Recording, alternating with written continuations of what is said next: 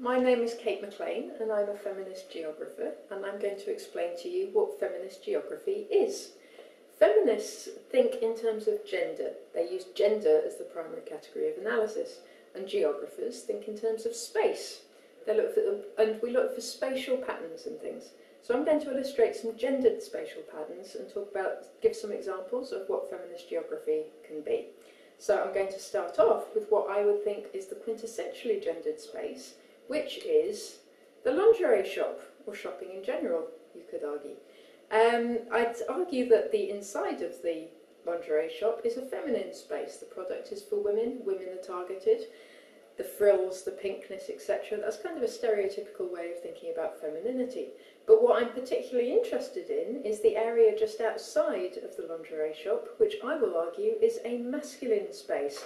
You often see men standing out there waiting for, one could assume, a girlfriend, a wife, a sister, etc. Why are they outside the shop? Why aren't they inside it? What's going on to make that gendered space? And this gentleman here is not alone. Here's another one. And another one. No shortage. And sometimes this is quite formalised.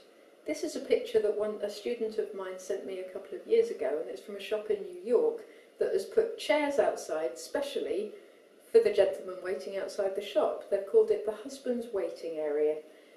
And that's me on my tethered men spotting mission there. That's a photograph taken in Newcastle, and you can see that's me there having spotted 3 tethered men outside of the shop.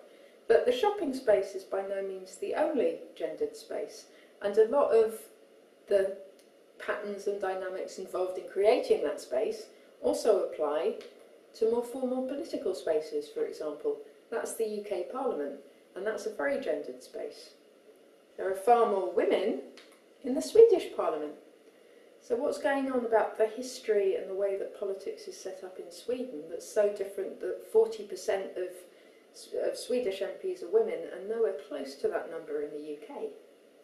And here's another gendered space. That's the trading room floor of a city firm.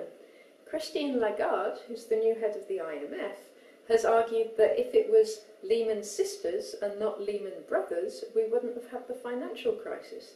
So if there were more women involved in banking, we wouldn't be in quite the mess that we're in now. There's a lot in that, and a lot of gendered politics as well.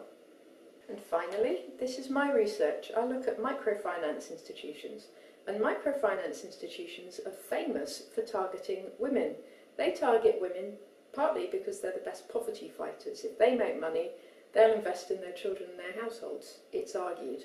They're also the best at paying back. They're more reliable people to give credit to, it's argued. Again, there's a lot of gendered politics in that, and it's created, as you can see from that picture, a predominantly feminine space. So what kind of power is involved there? So when you understand something about gender and space, you also understand something about gender and power.